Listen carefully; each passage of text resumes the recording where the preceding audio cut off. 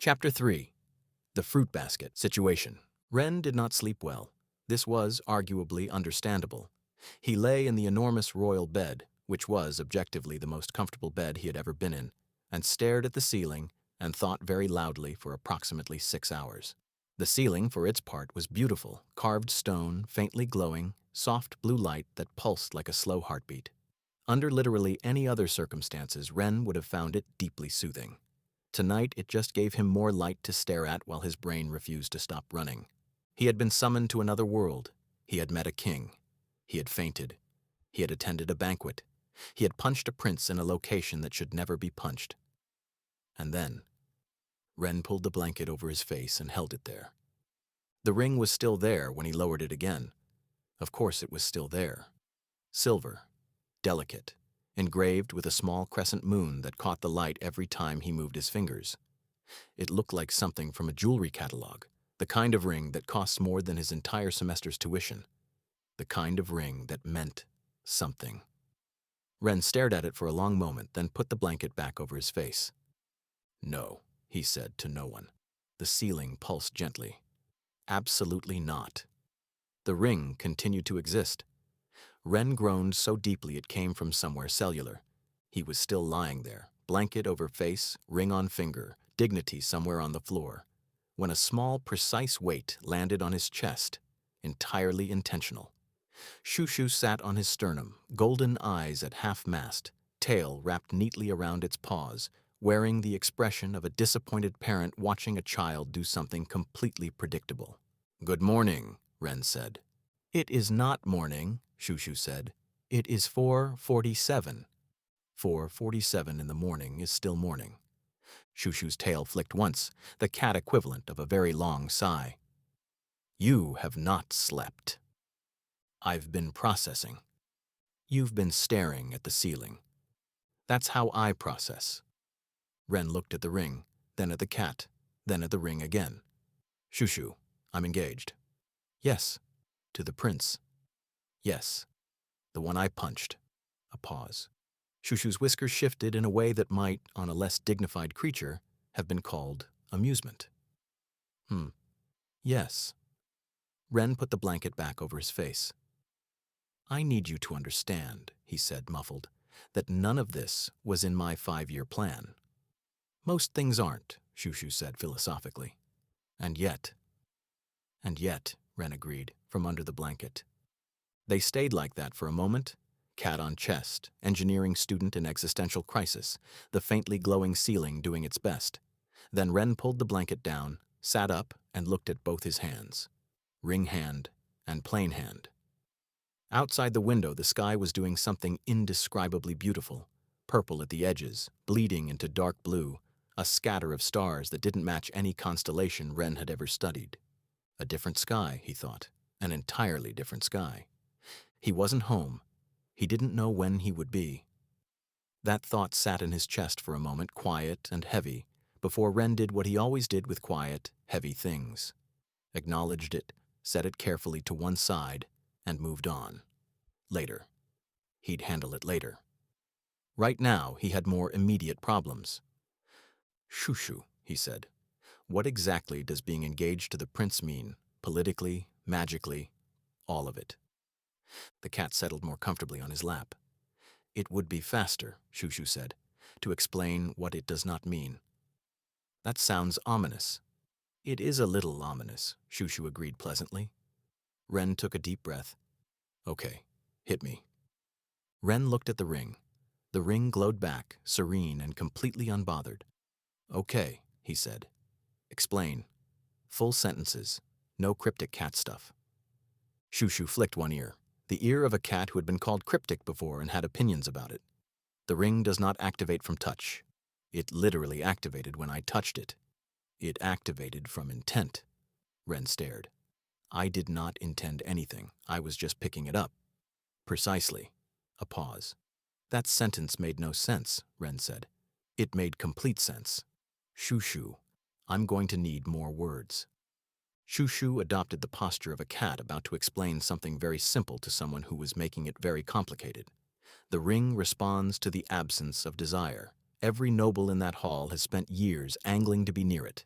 Every eligible person in the kingdom knows what it means. They have wanted it, schemed for it, dropped things near the prince on purpose, and hoped. Ren opened his mouth, closed it. They dropped things on purpose. Lady Murray of House Aren dropped her fan 11 times in one evening. 11. The prince noticed at attempt 4. Okay, that's actually impressive commitment. Ren looked at the ring. So all those people who wanted it, the ring just didn't activate for any of them? Correct. And you, who did not know what it was, did not want it, and picked it up purely because you have basic floor safety awareness. The ring perceived an act of pure, agenda-free generosity. You wanted nothing. You simply saw something on the floor and returned it. In 10 years, you were the first person to do that. Ren sat with this.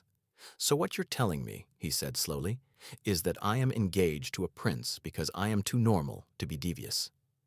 Yes, my complete lack of scheme is the scheme. You did not have a scheme. That was the point. I'm being cosmically punished for being polite. You are being cosmically rewarded, Shushu said. The ring considered it a gift. The ring and I have very different definitions of reward. Ren held up his hand. The crescent moon caught the light and held it pleasantly. Can I speak to the ring? Can I file a complaint? Is there a magical grievance process? There is not. Is there a form? Anything? Also no. Ren dropped his hand. Shoo-shoo. I picked up one ring, off one floor for 0 reasons.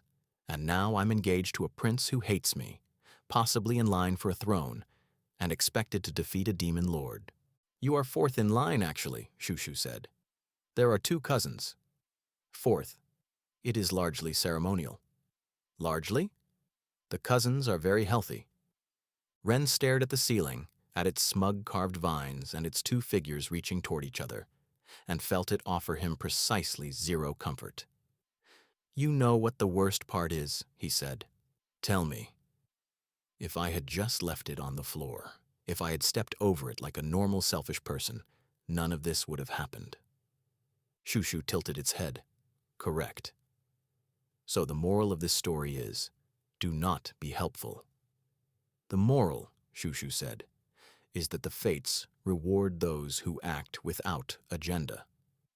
By trapping them in a magical engagement, by connecting them with Shushu. We are not spinning this. The cat's tail flicked once. You are taking this very personally, it observed. I am the person it happened to, Ren said. I am the most qualified person in this building to take it personally. He got up, straightened his shirt, and pointed at the ring with great feeling. I wanted on record that I was simply being decent. I was raised right. My mother would be horrified if I left something on the floor. And now I am engaged. Your mother sounds like a good woman, Shushu said. She is going to be so confused when I tell her. You cannot tell her, Shushu said quietly. You are in another world. The longest silence yet. Shushu, Ren said.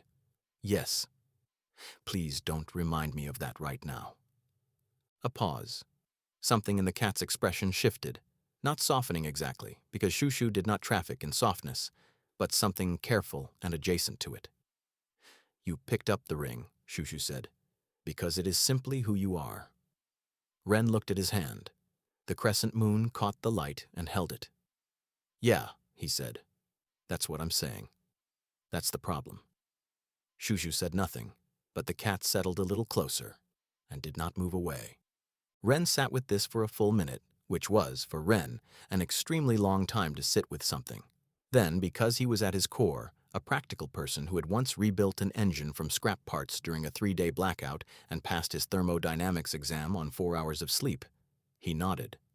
Okay. Shushu's ears tilted forward. Okay? I can't undo it. I can't go home right now. I'm engaged to a prince who hates me, apparently 4th in line for a throne, and expected to defeat a demon lord. So, he rolled his shoulders back. What's the first thing I need to do today? The cat stared at him. You are taking this very well. I'm not taking it well at all, Ren said pleasantly. I'm taking it practically. There's a difference. Shushu considered this. You will need to dress, it said finally. The royal steward arrives at 7. He will be early. It is his defining trait and his greatest flaw. The wardrobe was roughly the size of Ren's entire bedroom back home, its doors carved with moons and trailing vines and what appeared to be very dramatic battle scenes. It contained enough clothing to dress a small theatrical company, robes in 12 shades of blue, embroidered jackets with buttons that appeared to be actual gemstones, multiple cloaks with such dramatic draping, Ren suspected they had structural engineering built in. He reached for a plain dark jacket. It had gold trim. He tried a simpler one, silver trim, embroidered crest. The plainest option he could find, dark, high-collared, minimal fuss, had tiny moon-shaped buttons. Everything has decorations, Ren said. You are royal adjacent now, Shushu said from the bed. Everything will have decorations. I hate decorations. You will learn to tolerate them. He put on the navy shirt and dark-fitted trousers because he was not wearing robes, he had his limits, and proper boots that were the first thing in this entire world that had felt completely, straightforwardly right. He looked in the mirror. He looked, he thought, like himself wearing a costume. Which was accurate. His uniform was folded carefully and set aside. The lab coat went on top. He wasn't throwing it away. That felt too final. He was still staring at it when the knock came. 6:58. The steward was 2 minutes early. The royal steward's name was Lord Bolo, and he was the kind of man who had been born looking slightly disappointed. Not cruel, not unkind. Just perpetually and professionally mildly dismayed by the state of everything, the way an experienced doctor looks at an X-ray that confirms exactly what they feared. Tall, silver-haired, impeccably dressed in gray and gold, carrying a leather folio so full of documents it appeared to be breathing. He looked at Ren. Ren looked at him. Bolo's gaze traveled from the plain dark shirt to the practical trousers to the very normal boots, and something moved across his face that Ren recognized immediately. The expression of a man rapidly revising his expectations downward, then revising them down again, just to be safe. Lord Ren, Bolo said with a bow that was perfectly correct and contained absolutely no warmth. Just Ren is fine, Ren said. Lord Ren, Bolo said again and opened his folio. Ren decided not to fight this battle today. He gestured to the chairs by the window, which overlooked a garden in full bloom despite what appeared to be early autumn, and they sat. Ren like someone who had not spent the night catastrophizing under a blanket. Bolo like a man who sat correctly everywhere, always, including probably in his sleep. The moon binding has not activated in 63 years, Bolo said. The court is... He paused, searching for the word. Enthusiastic, he settled on in the tone of a man describing a house fire. How enthusiastic? Bolo placed a sheet of paper on the table between them. It was a list. It was very long. These are the congratulatory correspondences received since last night. Ren looked at the list, then at Bolo. There are 47 items on this list. 51, I updated it this morning. It's barely 7. Lords Marchbanks and Henley sent theirs at 4 in the morning. They are known for their enthusiasm. Bolo produced a second sheet and placed it on top of the first. This one was longer. Most are fruit arrangements, he said in the tone of a man who had spent his morning cataloging fruit and had thoughts about it. Lord Cassian sent 3. Lady Varick sent a tower of crystallized moonberries. Duke Heron, 92 years old, has not left his estate in a decade, apparently arranged to have an entire crate of silver pears delivered before dawn. Ren looked at the list, then at the door, then back at Bolo. Are they outside my room? The fruit arrangements? Yes. How many? Bolo's expression didn't change, which somehow made it worse. At last count, he said. 17. Ren sat with this. Lord Bolo. Yes. Is there a protocol? For the fruit? I don't know what I'm supposed to do with 17 fruit arrangements. For a brief, startling moment, something crossed Bolo's face that was almost sympathy. I will have them distributed to the palace kitchens, he said. They will go toward tonight's banquet dessert course. There's another banquet. There is always another banquet. Ren rubbed the bridge of his nose. Bolo turned to a fresh page. Now, your schedule. I have a schedule already? You had a schedule within an hour of the binding. His pen was already moving. Breakfast at 8, East Dining Hall with Her Majesty the Queen, who is, and I say this with the greatest professional respect, extremely delighted. I recommend preparing yourself emotionally. She has been waiting for Prince Lucas to show any romantic development for 6 years. She has opinions, she will share them. Extensively. Ren made a small sound. Following breakfast, you will meet with the Royal Magical Advisor to discuss the nature of the binding. Following that, a brief ceremony to formally register the engagement in the Royal Archives. Following that, hold on, Ren raised a hand. All of that is before lunch? Before noon, Bolo confirmed. Ren stared at him. In my world, I had a class schedule. It had 4 things on it per day, and I still sometimes missed the last one because I lost track of time in the lab.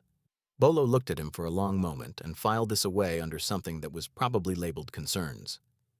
Yes, he said. Well, you are not in your world. No, Ren agreed. I'm not. A small silence. You are handling this remarkably calmly, Bolo observed, with the faint suspicion of a man who had seen calm as a warning sign before. I'm panicking internally, Ren said. I just have a good face for it. Bolo looked at him for another long moment.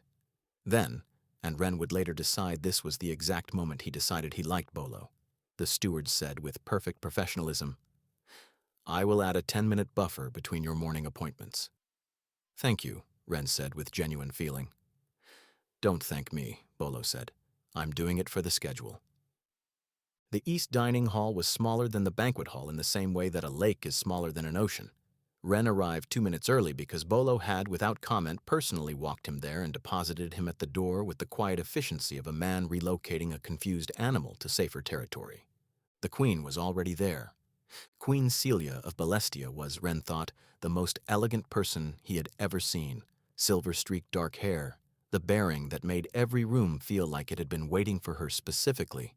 Deep violet robes, a crown small and understated in the way of someone with nothing left to prove. She also had the brightest, warmest smile Ren had ever encountered, and she turned it on him the moment he walked in like a lighthouse turning toward a ship. Ren! Ren had not expected to be yelled at, warmly but still yelled at, by the Queen of Balestia at 8 in the morning. Your Majesty, he managed, and bowed, because it seemed right. The Queen crossed to him in 3 elegant strides, took both his hands in hers, and looked at him with such open, uncomplicated joy that something in Ren's chest did a complicated thing it didn't have vocabulary for. Look at you, she said warmly. Oh, you're wonderful. Lucas is going to be absolutely impossible about this, which means it's going to be wonderful.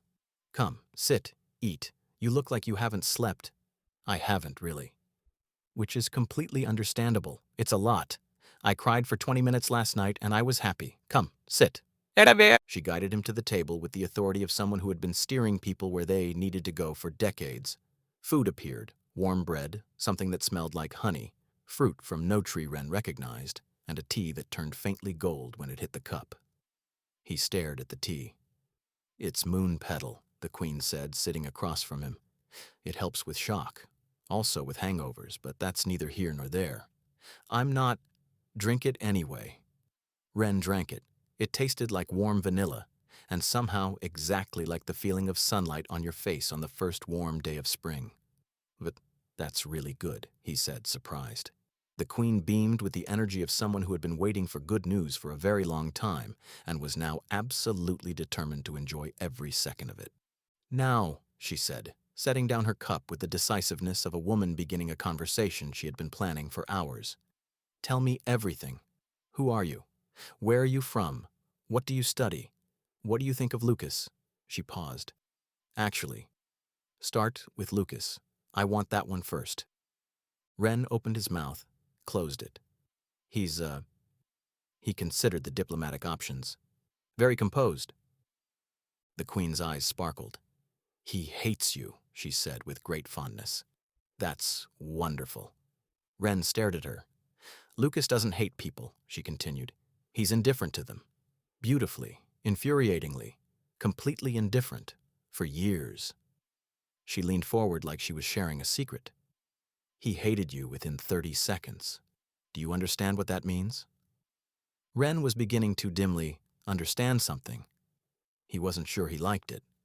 It means, the Queen said, sitting back with the satisfaction of someone watching a long game pay off, that you interest him.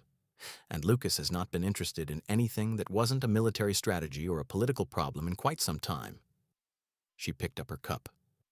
You punched him, she added, in the tone of someone noting a delightful piece of trivia. In front of the entire court. That was... I'm not criticizing. I'm delighted. He needed it. Your Majesty, Ren said carefully, I want to be honest with you. I didn't mean for the binding to happen. I don't want to cause problems for your family or your kingdom.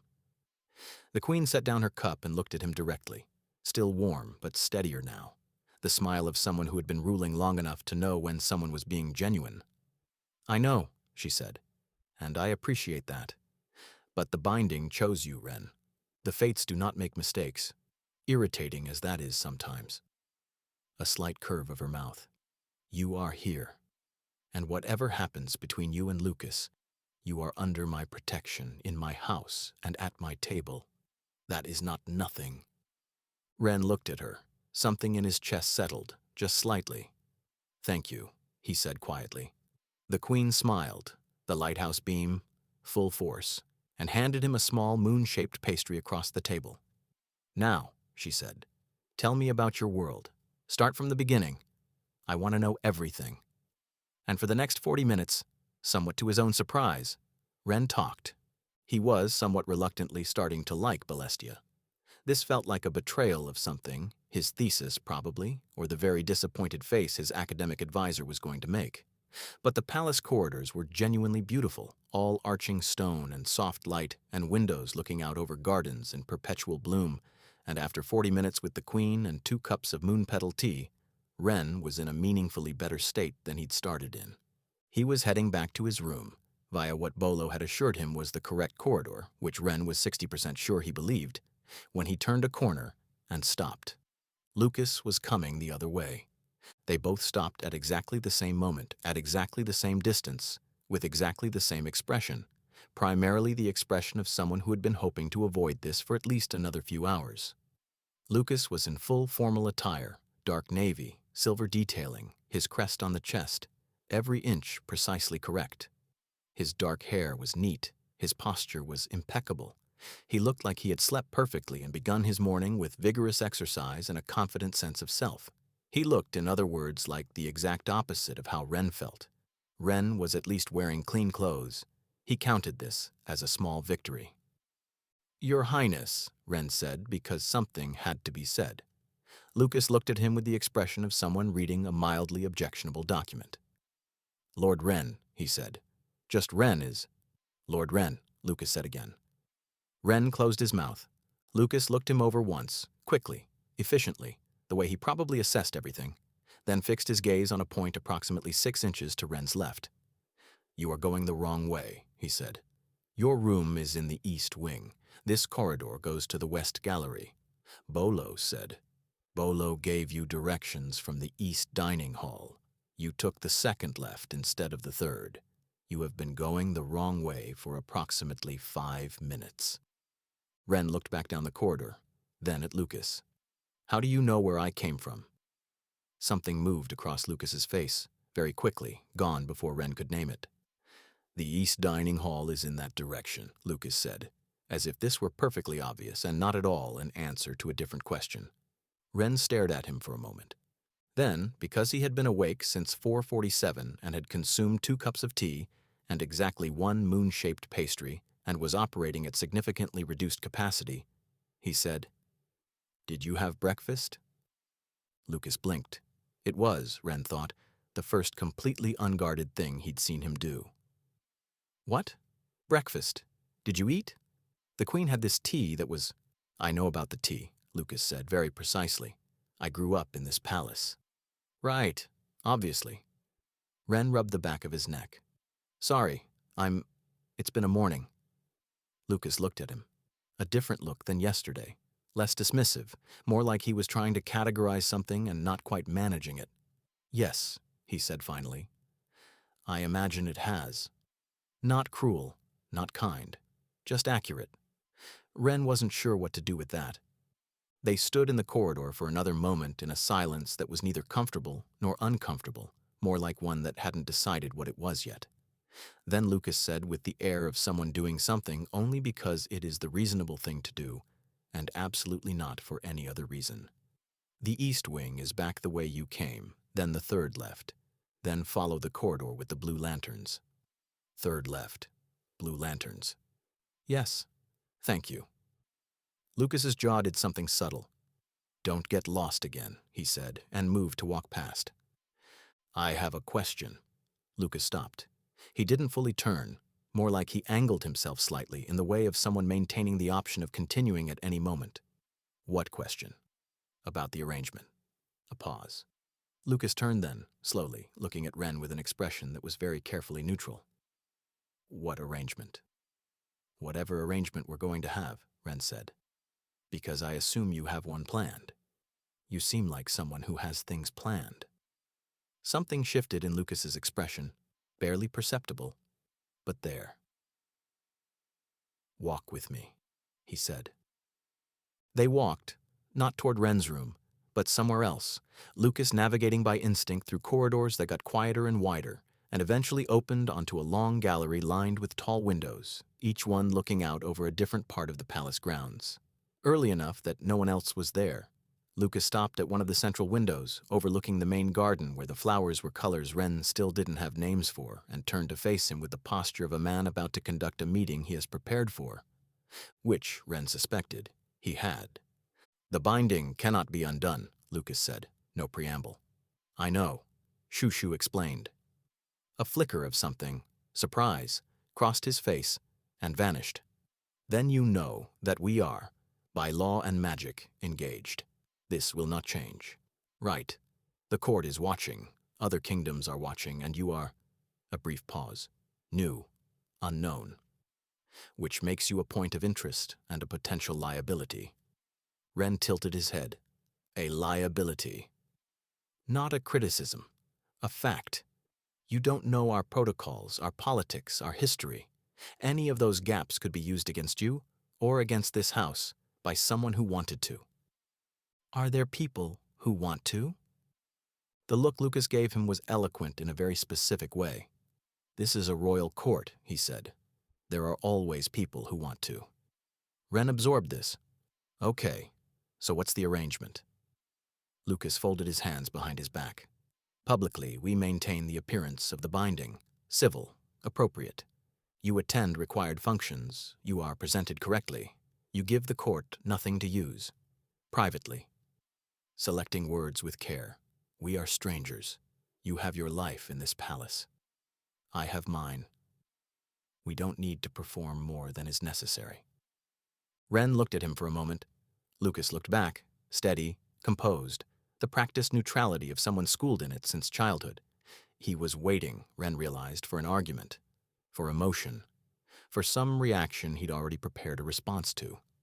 Ren said, Okay. Lucas blinked, the second unguarded thing. Okay? Yeah. Ren shrugged one shoulder. That's a reasonable arrangement. I don't want to make your life harder. I didn't ask for this either. Lucas stared at him, composure carrying the particular quality of something very carefully reassembled. You're not going to argue with you? No. You're right about the politics. I don't know anything about how this court works. And you didn't ask to be engaged to a stranger who punched you at your own banquet. So, a silence. Lucas was looking at him the way he'd looked at him in the corridor, trying to categorize something and repeatedly arriving at the wrong category. One question, Ren said. Lucas refocused. What question? The fruit. A pause. The fruit. There are 17 fruit arrangements outside my door. 51 congratulatory correspondences. Duke Heron, 92, hasn't left his estate in 10 years, sent silver pears before dawn. Ren looked at him with complete sincerity. What is the fruit protocol? Am I supposed to respond to each one individually? Is there a form? I'm not going to lie. The fruit situation is the thing stressing me out most right now. Lucas stared at him. The silence stretched. And then, subtle, controlled, quickly suppressed but absolutely present, something pulled at the corner of his mouth. Not a smile. The ghost of a smile that had been firmly talked out of existing by a more disciplined part of his brain. But Ren saw it. "I will send someone," Lucas said, his voice just slightly different, careful in a new way. "Bolo will handle the responses. You don't need to do anything about the fruit." "Oh, thank God," Ren said, with such genuine relief that something moved across Lucas's face again. There and gone, like a star behind clouds.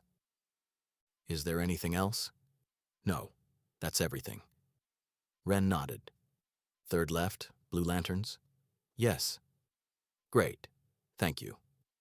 He started back down the gallery, then stopped because something occurred to him. "Your Highness?" Lucas, already half turned away, paused. "For what it's worth, I really am sorry about last night.